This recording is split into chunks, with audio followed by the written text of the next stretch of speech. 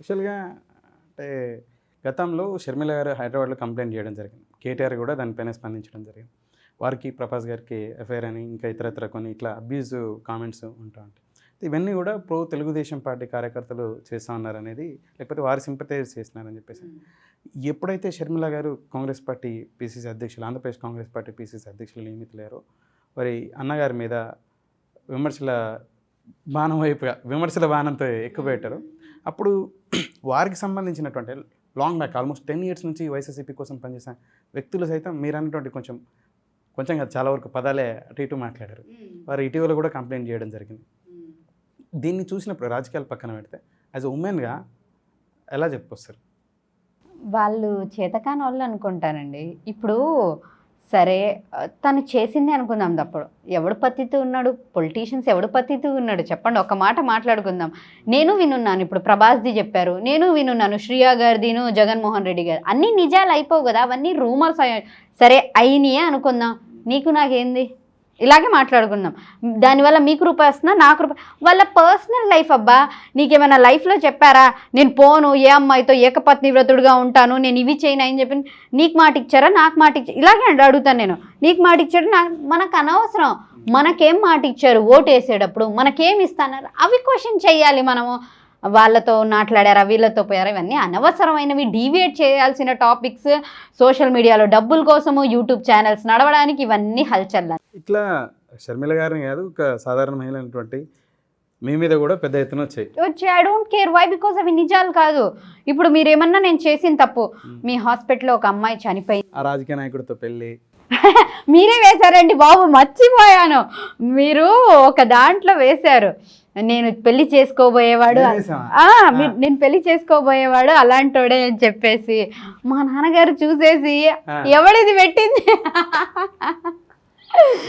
నాకు తెలియదండి, నేను నోటీస్ చేయలేదు. వీడియోలో జస్ట్ స్టార్టింగ్ అనమాట, యూట్యూబ్ థంబ్నెయిల్, నేను పెళ్లి చేసుకోబోయేది తనని అని చెప్పి ఇలాగే ఉంది తెలుసా. అది మా నాన్నగారు షాక్లో అది నాకు పంపించి, నేను వీడియో చూసి ఆ వీడియోలో ఏం లేదు కదా, వీళ్ళు ఇలాగే చేస్తారు యూట్యూబ్ ఛానల్స్. లేదు, మీరు నాకు చెప్పుకోవడం జరిగింది, మీరు ముస్లిం కమ్యూనిటీకి సంబంధించిన పర్సన్స్, బట్ థంబ్నెయిల్ మాత్రము అదే సార్. అందులో నాకు తెలిసి మీరు ఎటువంటి క్వాలిటీస్ ఉంటే చేసుకుంటారు. నన్ను నాలాగా మీరు నేను we can understand our generation. మన పెద్దవాళ్ళు అంత డెప్త్కి వెళ్ళలేరు కదా, బయట చూడంగానే అబ్బో అనేసుకుంటారు. ఐ మీన్ నాకు తెలిసి మా ఎవరైతే ఎస్సీఓ గారు ఉన్నారో వారు వచ్చేసేసి అంటే అటువంటి క్వాలిటీస్ ఉన్న వ్యక్తులు అని చెప్పేసి భావించుండొచ్చు. మంచిగానే ఉంది, బట్ తీసుకునే వాళ్ళు ఏదైనా నెగిటివ్ తీసుకోగలరు, అది నేను చెప్పేది అంతే. సరే నూరి గారు, రాజకీయ నాయకుడిని పెళ్లి చేసుకోబోతున్నారా లేకపోతే డాక్టర్నేనా?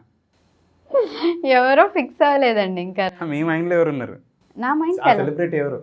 నన్ను పెళ్లి చేసుకునేది నన్ను అర్థం చేసుకునేవాడు అంటే చాలు. సెలబ్రిటీ అవసరం లేదా? అవసరం లేదు.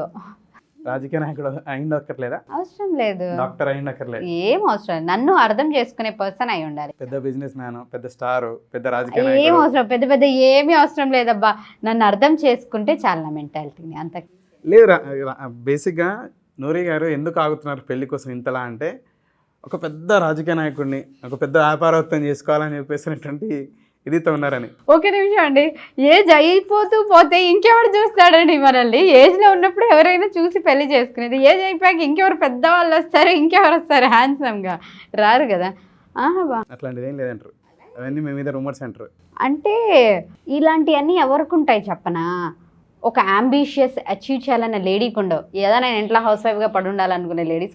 మీ అంబిషియస్ కూడా ఉంది కదా, మీ అంబిషియస్కి దోహదపడేటువంటి వ్యక్తులు నేను చెప్పినటువంటి వ్యాపారవేత్త, రాజకీయ నాయకుడి కుటుంబం చెప్పలేను కదా. నాకు మధ్యలో సంబంధాలు వచ్చాయి పొలిటీషియన్స్ సైడ్ నుంచి. ఏమొచ్చాయి తెలుసా? అమ్మాయి పాలిటిక్స్లోకి వెళ్ళకూడదు, మా అబ్బాయికి ఇలాగే సర్వీస్ డాక్టర్గా ఉండి సపోర్టివ్గా ఉండాలంట. ఏముంది అక్కడ అసలు నాకు అర్థం కాలేదు. మధ్యలో వాళ్ళు కూడా ఏముంది ఇప్పుడు ఇలాగే అంటారు, రేపు ఆ ఏరియాలో లేడీస్ టికెట్ అన్నప్పుడు ముందు మిమ్మల్ని తోసేస్తారు, మీరు పెళ్లి చేసేస్తారు. నాకు అవసరం లేదబ్బా, ఐఎమ్ క్లియర్ ఓపెన్. నేను ఏం చేసినా ప్రజల సర్వీస్ కోసం చేస్తాను, వీడికి నేమ్ వాడికి నేమ్ కోసం నేనేం చెయ్యను. నాకు అనిపించిన వేలో నా సైడ్ నుంచి నా ప్రజలకు ఏం చేయాలో చేసుకుంటూ పోతాను.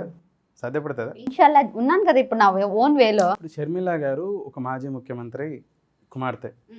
ఉభయ తెలుగు రాష్ట్రాల్లో, ఇప్పుడు ఉభయ తెలుగు రాష్ట్రాలు నాటి ఉమ్మడి ఆంధ్రప్రదేశ్లో ఎంత స్ట్రాంగెస్ట్ పర్సన్ రాజశేఖర రెడ్డి గారు అనేది known very well. Other people who having a political knowledge, those are having well knowledge on that particular subject. ఆరి పరిస్థితే చూసాం మనం క్రిటిసిజం కానీ ఇంకా ఎటువంటి పరిస్థితులు ఉన్నాయి. మీరు అన్నారు చిన్న కుటుంబం, తర్వాత ఏదో చిన్న వృత్తిలో ఏదో సేవ చేసుకుంటూ పోతుంటేనే ఈ విధమైనవి ఉంటాయి. ఎందుకు ఇది అని చెప్పేసి పక్కకి వెళ్దాం అనేది ఏం లేదా? అస్సలు లేదు. ఎందుకు పక్కకి వెళ్ళాలండి? అలా పక్కకి వెళ్ళుంటే నేను గవర్నమెంట్ స్కూల్ నుంచి మ్యాడ్ మూవీలో చెప్తాడు కదా, జెడ్పీ హై స్కూల్లోను అని చెప్పేసి గొప్పగా, ఒక గవర్నమెంట్ స్కూల్ నుంచి ఉర్దూ మీడియం నుంచి డాక్టర్ ఇక్కడ కూర్చొని ఉన్నాను నేను. డాక్టర్స్ బీబీసీ న్యూస్లో వరకు, హిందూ న్యూస్. చాలా ప్రాక్టికల్గా ఉంటారు, ప్రాక్టికల్గా పరిస్థితుల్ని అనలైజ్ చేసుకుంటూ ఉంటారు. షర్మిల గారు ఆర్థికంగా, రాజకీయంగా, కుటుంబ నేపథ్యంతో కూడా చాలా స్ట్రాంగ్ ఉండి వారి పరిస్థితి ఏ విధంగా ఉందని చూస్తూ ఉన్నారు. మీరు ఆ ప్రాంతంలోనే ఉన్నారు. వాళ్ళు ఏం ఆలోచన, వారి మీద దాడులు కూడా చూస్తూ ఉన్నారు, అది భౌతికంగా, మానసికంగా. అవునండి, వాళ్ళు జస్ట్ అలా ఉండి డబ్బులు సంపాదించాలి ఆ థాట్స్ ఉన్నాయేమో తెలియదు. ఎవరికి? షర్మిల గారికి? నార్మల్గా నేను చెప్పేది, ఆవిడ ఎగ్జాంపుల్ చెప్పట్లేదు. ఆ పొజిషన్స్లో ఉండే వాళ్ళకి ఏం ఆలోచనలాగా మనకు తెలియదు. నేను మాత్రం ఒక పాజిటివ్ వైబ్ నుంచి వెళ్తున్నాను. సో నేను అన్ని పాజిటివ్సే చూస్తాను, నెగిటివ్స్ నేను ఎక్కడా ఆలోచించను. నెగిటివ్స్ నేను చూస్తూ పోయినప్పుడు నేను ఆగిపోతాను. సో నాకు ఇవన్నీ నెగిటివ్స్ వద్దు. So I want only Sharmila గారి గురించి చెప్పుకొస్తే వారి పాజిటివ్స్ మీకు ఏం కనపడుతుంది? స్టబాన్గా, అన్నకు తగ్గ చెల్లిలాగా బాగా నుంచున్నారు. స్టబాన్గా, అపోనెంట్గా కాదండి. అప్పుడు అన్నయ్య జైల్లో ఉన్నా తను కష్టపడ్డారు. ఇప్పుడు అలా అనుకుంటే మీరు చెప్పిన క్వాలిటీస్, మనీ, పేరు అన్నీ ఉన్నాయి. నాట్ ఓన్లీ ఎక్స్ సీఎం కూతురు అని చెప్పేసి, వాళ్ళ హస్బెండ్ కూడా ఒక మంచి నేమ్ ఉంది కదండి. సో ఆ డాటర్ ఉంది, ఆ నేమ్ ఉంది. సో బయట బిజినెస్లు చేసుకోవచ్చు. బట్ తనకంటూ ఒక నేమ్ ఉండాలి. తను ముందుకు వెళ్తున్నారు తన వేలో. షీఈ్ హ్యాపీ, చాలు, అంతకుమించి ఏం కావాలి? సో ఇవన్నీ పాజిటివ్ పాయింట్సే కదా. ఇన్ని ఉడుదొడుకులు వచ్చినా స్టిల్ షీఈ్ కంటిన్యూయింగ్ పాలిటిక్స్ అంటే ఆలోచించండి. షర్మిల గారిని మీరు కలవడానికి గడపకి వచ్చినప్పుడు ప్రయత్నం చేశారని విన్నాం. ప్రయత్నం చేయాల, కలిసా డైరెక్ట్గా ఎయిర్పోర్ట్లోనే వెళ్ళాను. ఎయిర్పోర్ట్లో బొకే అందించడం జరిగింది, కలిసి మాట్లాడా. అంత సింపుల్గా కలిసే అవకాశం ఇయ్యారంటారు షర్మిల గారు? ఏమో, ఎయిర్పోర్ట్లో ఉన్నాము. ఒక ఎక్స్ మినిస్టర్ ఉన్నారు అక్కడ, కాంగ్రెస్ పార్టీ అక్కడ లోకల్ లీడర్స్, లోకల్ ఉంటారు కదా, ఉన్నారు. నాకు తెలిసిన వాళ్ళు ఉన్నారు ఎయిర్పోర్ట్లో. వెళ్ళంగానే వెళ్ళండి మేడం అన్నారు.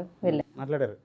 మాట్లాడా. షర్మిల గారితో ఇన్వైట్ చేశారా కాంగ్రెస్ పార్టీలో జాయిన్ అవ్వమని? అలా ఏం మాట్లాడలేదు. నేను జస్ట్ హాయ్ హలో మేడం, నేను అది చెప్పాను. రాజశేఖర రెడ్డి గారు 1 రూపీ డాక్టర్ అయితే నో ఐఎమ్ ఓకే అని చెప్పారు. మీ గురించి తెలుసా వారికి? చెప్పారు, పక్కన ఉన్న వాళ్ళందరూ ఎక్స్ప్లెయిన్ చేశారు. సో తనకు తెలియదు ఆ సందర్భంలో అక్కడ చెప్పారు. మరి వారు ఎలా రియాక్ట్ అయ్యారు? హ్యాపీగా ఫీల్ అవుతారు కదా ఎవరైనా నాన్నగారి లాగా అన్నట్టు. అంటే షీ ఫెల్ట్ వెరీ హ్యాపీ అనమాట. ఇన్వైట్ చేయలేదు పార్టీలోకి? లేదు, నన్ను ఎవరు ఇన్వైట్ చేయలేదు పార్టీలోకి ఇప్పటి వరకు. నిజమా? అదేంటి, జనసేనలోకి ఇన్వైట్ చేశారు, తెలుగుదేశంలోకి ఇన్వైట్ చేశారు, డైరెక్ట్ పర్సన్ ఎవరు ఇన్వైట్ చేయలేదు, మధ్యలో వాళ్ళు ఇన్వైట్ చేశారు డైరెక్ట్. ఇప్పుడు షర్మిల గారు ఇప్పుడు కాంగ్రెస్ అంటే ఆంధ్ర, ఇన్వైట్ చేయలేదా? నాగబాబు గారు రామ్మ చూద్దాము అన్నారు. బట్ నాకు డైరెక్ట్ కావాల్సిన కాల్స్, నేను వెళ్ళాలంటే డైరెక్ట్ పవన్ కళ్యాణ్ గారు కావాలి, లేకపోతే డైరెక్ట్ లోకేష్ గారు, నా చంద్రబాబు నాయుడు గారు, జగన్మోహన్ రెడ్డి గారు. మధ్యలో బ్యాచ్ అందరూ ఎందుకు? నాకు చిల్లర బ్యాచ్తో నాకు పని లేదు కదా. వీళ్ళు పిలిస్తే నాకు పిలుపు వచ్చినట్టు, ఆహ్వానం వచ్చినట్టు నేను ఫీల్ అవుతాను. లోకేష్ గారు పట్ల జాయిన్ అవ్వడానికి చెప్పలే? ఉండండి అమ్మా అని చెప్పారు, చూడండి ఉండండి అని చెప్పారు, అంతే. చూడండి ఉండండి కదా, పార్టీలో జాయిన్ అవ్వండి అని చెప్పారు. పార్టీలో జాయిన్ అవ్వండి, కండువా వేయించుకోండి, ఇలాంటి ఏం చెప్పలేదు అబ్బా ఆయన. ఎందుకంటే నన్ను ఆయన ఒక హోస్టింగ్ దానికే పిలిచారు కాబట్టి అంతే జరిగింది. మా హోస్టింగ్ అయిన తర్వాత అయినా లేదు గురించి కూడా, అంటే మీతో టైం స్పెండ్ అయిన అంటే హీ వాజ్ వెరీ బిజీ. ఆయన మీకు తెలియదు ఏముంది, ఆ టైంలో ఆయన్ని కలవడానికి ఎంతో మంది వస్తూ ఉన్నారు. మళ్ళీ ఛాన్స్ దొరకలేదు. నేను తర్వాత హోస్ట్ అయిన తర్వాత ప్రైవేట్గా కూడా ఒకసారి వెళ్ళి కలిసారని చెప్పేసి ఇంకా రాజకీయ అంశాలు చర్చించడానికి? లేదు, 2 times హోస్టింగ్. తర్వాత రాజమండ్రికి వెళ్ళాను, భువనేశ్వరి మేడంని కలిశాను. అప్పుడు బాబు గారు జైల్లో ఉన్నప్పుడు అదే జరిగింది. సంఘీభావం ఏం లేదు, మేడం అక్కడ సింగిల్గా ఉన్నారు. ఒక టైప్ ఆఫ్ ఫీలింగ్ ఆ ఏజ్లో. ఆయన జైలు ఏంది, ఈ సైకోయిజం ఏందిరా నాయన, 16 నెలలు పెడితే 16 రోజులైనా జైల్లో పెట్టాలి, ఏంది ఇది అన్నట్టుగా వెళ్ళాను అంతే. జగన్మోహన్ రెడ్డి మీద ఇంత కోపం ఎందుకు నూరిపారికి అని చెప్పి? నాకేం చేశాడండి ఆయన? నాకేం కోపం లేదు. ఆ ఏజ్లో అది పెట్టడం, ఆయన నిజం చెప్పాలంటే జగన్మోహన్ రెడ్డి గారి మీద ఉన్న ఒక స్టెప్ నుంచి ఆయనే దిగజారిపోతున్నారు. ఒకప్పుడు బాగా ఇష్టపడేటువంటి జగన్మోహన్ రెడ్డి గారిని, నూరి గారు ఎందుకని ఈరోజు ఇంత పెద్ద ఎత్తున ద్వేషిస్తున్నారంటే? ప్రజలకి ఏం చేయలేదు, నేను చేస్తానన్న ఒపీనియన్తో ఓటేసాను, ప్రజలకి ఏం చేయలేదు. ఒక్క కారణంతో ఇంత కోపమా? ఆబ్వియస్గా కావాల్సింది ఎందుకు, పదవి ఇచ్చింది ఎందుకు? ఇప్పుడు మీకు నేను ఒక పొజిషన్ ఇచ్చాను, జాబ్ ఇచ్చానండి. నేను జాబ్ ఇచ్చాక ఆ జాబ్ తప్ప వేరే పనులన్నీ చేస్తూ ఉంటే నేను ఏమనుకుంటాను చెప్పండి? కోపం రాదా నాకు? నీకు జాబ్ ఇచ్చింది ఎందుకు, నీకు జీతం ఇలా తిట్టినా అదే సేమ్ నేను ఇప్పుడు చేసేది. ఓటేసింది ఎందుకు, నమ్మి ఓటేసాము, ఏం చేస్తున్నారు మీరు? చెయ్యట్లేదు. ఎంతో మంది ఉన్నారు అట్లా. సరే నమ్మకం నిరుద్యోగ యువత కానీ ఇంకా చాలా వివిధ సెక్టార్ వ్యక్తులు ఉన్నారు. వాళ్ళందరికీ లేని ఫ్రస్ట్రేషన్ నూరికి ఎందుకు వచ్చిందంటే వ్యక్తిగతంగా ఎక్కడ జరిగింది చెప్పట్లే, కానీ ఎక్కడ కానీ మీకు జరిగిన వ్యక్తిగత నష్టం ఏంటో చెప్పట్లే. నష్టం ఏముంది? వైఎస్ఆర్ నాకు జగన్మోహన్ రెడ్డి గారి మీద ఆయన నాకేం చేయలేదు, నేను ఆయన చేయలేదు. ఓటేయమన్నారు, నేను ఓటేసాను. అంతకుమించి జగన్మోహన్ నాకేంటండి ఆయనతో, ఆయన నా పక్కింటి ఆయన, నేను ఆయన కొట్టుకున్నాను. నాకు ఒకటే బాధ, చేస్తానని చెయ్యకపోవడం, ప్రజల్ని నమ్మించడం, మోసం చేయడం. అసలు ఇవన్నీ ఎందుకండి? వీళ్ళ దగ్గర ఉన్న బ్లాక్ మనీ బయటికి తీసేస్తే ప్రజల కష్టాలన్నీ పోతాయి. ఎవరి దగ్గర ఉన్న బ్లాక్ మనీ? మంది పొలిటీషియన్స్ దగ్గర లేవు బ్లాక్ మనీలు. మీకు తెలియదా, నాకు తెలియదా? ఎన్ని ప్రాపర్టీస్ ఎవరికి ఎక్కడ లేవు? ఈ ఎమ్మెల్యేస్ అన్నీ ఒకసారి చూపించేవే ఉన్నాయా వాళ్ళ దగ్గర? మీరు ఎలక్షన్స్ టైంలో రాస్తారు మా దగ్గర ఇంత అవే ఉన్నాయా వెనకాల? వాళ్ళ దగ్గర ఉన్న బ్లాక్ మనీ తీస్తేనే సరిపోతుంది కదండి. ఎంత ఉందంటారు బ్లాక్ మనీ ఒక ఆంధ్రప్రదేశ్లో? ఆంధ్రప్రదేశ్ సింగపూర్ అయిపోవచ్చు, అంతుంది. నేను ఫ్రాంక్గా చెప్పాను. ఒక ఎమ్మెల్యే దగ్గర ఎంత ఉండొచ్చు అంటారు? పర్టికులర్గా ఒక్కొక్క ఎమ్మెల్యే, ఎందుకంటే దోచుకున్నోడికి దోచుకున్నంత కదా మన దగ్గర. వాడి టాలెంట్ మినిమం ఎంత ఉండొచ్చు అంటారు? ఒక్కొక్క ఎమ్మెల్యే దగ్గర మినిమం ఒక 500 కోట్లు 1000 కోట్లు ఉండదు. మినిమం 1000 కోట్లు ఉంటుంది. నాకు 100 acres ల్యాండా? అంతే కదా, అవన్నీ కామన్ కదా, ఇంకా కామనే కదా. ఇంకా నూరి గారి హాస్పిటల్ మీద అలాగే నూరి గారి మీద వారి వెహికల్స్ మీద దాడి ఎప్పుడు జరగలే? హాస్పిటల్ అయితే ఎలాగో వెకేట్ చేపించేస్తారు కాబట్టి, చిన్న క్లినిక్లో వచ్చేసాం కాబట్టి నో ప్రాబ్లం. మీకై మీరు వెళ్ళారు అనేది ఉంది, వెకేట్ చేయించారా? మతలబ్ గొడవ చేయించారు. మా ఓనర్ చాలా సాఫ్ట్ పర్సన్, మేల్ జెంట్ అనమాట. వాళ్ళ వైఫ్ కొంచెం ఇది. సో నార్మల్గా ఎప్పుడు వాళ్ళ వైఫ్ కూడా వచ్చేది కాదు. నేను లేని టైంలో వాళ్ళ వైఫ్ రావడం, నా స్టాఫ్తో మిస్బిహేవ్ చేయడం, ఇవన్నీ జరిగాయి. అవన్నీ నా కెమెరాలో రికార్డ్ అయ్యి జరగడం. ఆ కెమెరా తీసుకెళ్ళి ఇంకా రికార్డింగ్ తీసుకెళ్ళి నేను పోలీస్ స్టేషన్కి వెళ్ళడం జరిగింది. అప్పుడు చిన్న ఇష్యూ అలా రేజ్ అయ్యి, ఐ డోంట్ నో వెనకాల ఇదంతా జరుగుతుంది అని చెప్పేసి నన్ను వెకేట్ చేయించడానికి. వెనకాల ఇదంతా జరుగుతుందంటే నన్ను వెకేట్ చేయించడానికి వాంటెడ్లీ అని చెప్పేసి ఎవరు? ఓనర్ ద్వారా వచ్చారు. ఎవరు చేయించారు ఇప్పటికీ still it's a confusion. Doctors చేపించారు, పొలిటీషియన్స్ చేపించారు, లోకల్ మైనారిటీ లీడర్స్ చేపించారో కూడా తెలీదు. వై? బికాజ్ ఎక్కడి నుంచో వచ్చి ఒక మైనారిటీ ముస్లిం మహిళ ఎంత పేరు తెచ్చుకుందంటే ఎవరికైనా మండుతుంది కదా. ఈ పిల్లేందిరా మనం, నాకు వచ్చి చెప్తుంటారు మేడం వాళ్ళు. ఎవరికి మండింది అంటారు? మీ మైనారిటీలకు మండిందా, లేకపోతే మీరు విమర్శలు గుప్పిస్తున్నారు కదా వైఎస్ఆర్? అదే చెప్తున్నాను, ఎవరికి తెలీదు, నాకు తెలీదు. దీని వెనకాల ఎవరైనా ఉండొచ్చు హస్తము. సో వెకేట్ చేయించారు, ఐఎమ్ హ్యాపీగా వచ్చేసాను.